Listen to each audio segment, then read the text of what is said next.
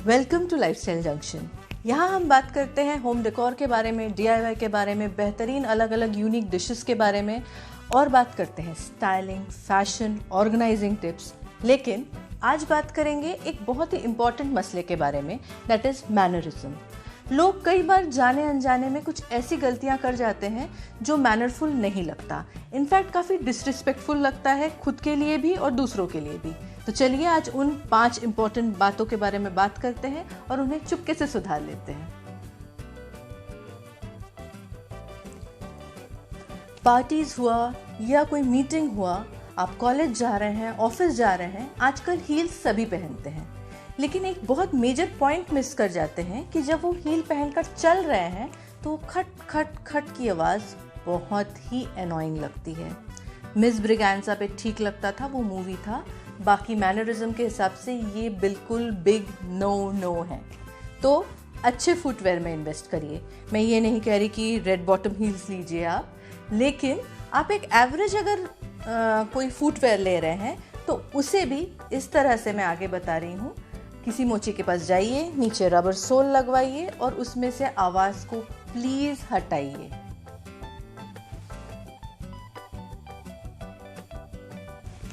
अब अगर बात करें फ्लैट्स की, बेलीज की या चाल की, कई लोग पैर घिस के चलते हैं, वो भी बहुत ही डिसग्रेसफुल लगता है।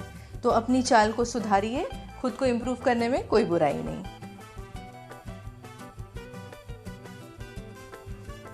दूसरा पॉइंट मैं डील करना चाहती हूँ उधार के बारे में, किसी से कुछ मांगने के बारे में। आपने किसी को बहुत अच्छे कोई ड्रेस में देखा, आपको पार्टी में जाना है, आपने कहा प्लीज़ मुझे ये देना। फ्रेंड्स हुए, रिश्तेदार हुए, बिग नो। प्लीज़ अपनी स्माइल को इम्प्रूव करिए, अपनी क्वालिटीज़ को ब्रश अप कीजिए, खुद में कॉन्फिडेंस लाइए। वेयर ऑल दीज थिंग्स, आपको अपने आप कॉम्प्लीमेंट मिलेगा। उधार के कपड़ों में क्या इतराना, राइट?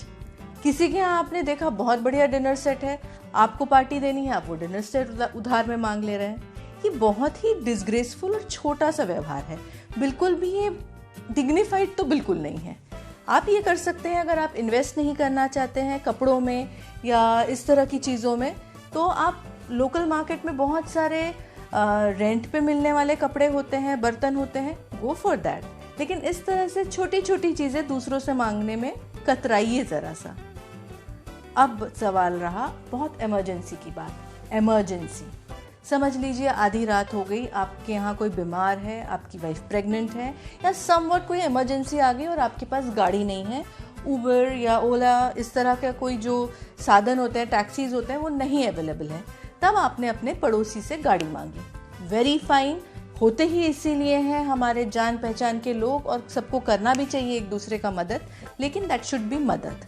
तब आपने किसी से गाड़ी ली, लेकिन अब आपको वो गाड़ी रिटर्न करना है, तो रिटर्न करते वक्त याद रखिए कि आप थोड़े डिग्निफाइड वे में रिटर्न करें।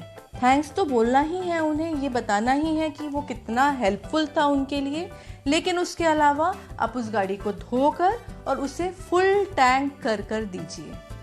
यस, फुल टैंक मैं इसलिए कह रही हूँ, इससे पता चलेगा कि आप कितनी ग्रेटफुल और थैंकफुल हैं।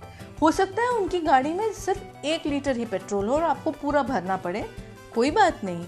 ज़रा से पैसे अगर आप खर्च कर रहे हैं तो आपको ये पता चलेगा कि आप उन्हें ये बताना चाह रहे हैं कि हम आपको मिसयूज़ नहीं कर रहे हैं, you were a great help to us. Try and avoid being a parasite. अपने और दूसरों की नज़र में रिस्पेक्ट कमाइए। ये एक बहुत ही ईजी तरीका होता है कि हमारा जितना हमारे पास चीज़ें अवेलेबल हैं हम उनमें खुश रहना सीखें।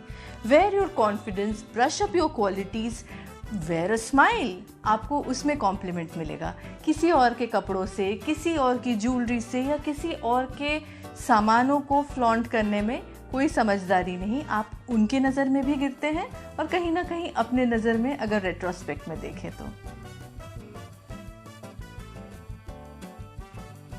The third point is very funny. मैंने ये बहुत लोगों के साथ देखा है, ये मिस्टेक्स कई लोग बहुत ही इनोसेंस में कर जाते हैं।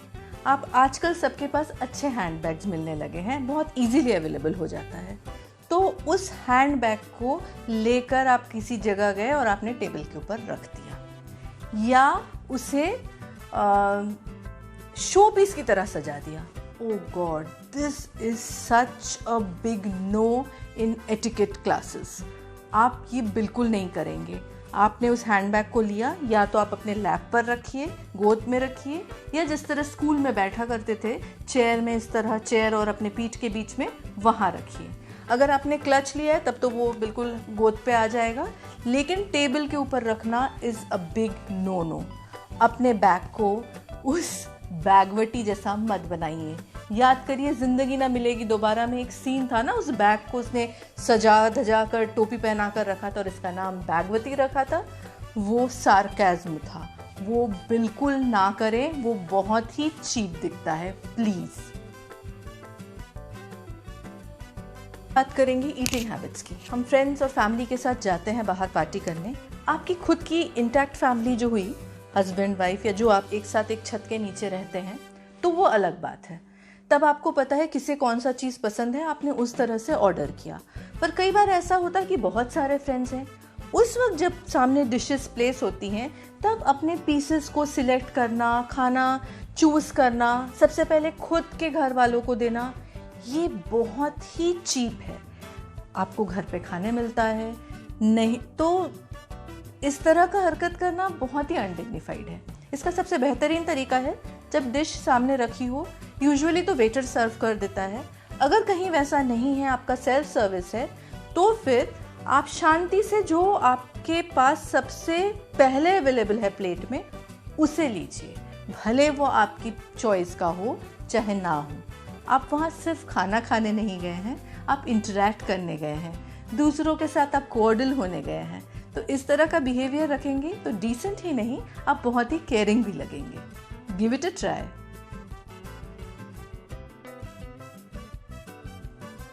काफ़ी लोग अपने बाल खुले रखना पसंद करते हैं, उनमें से मैं खुद एक हूँ।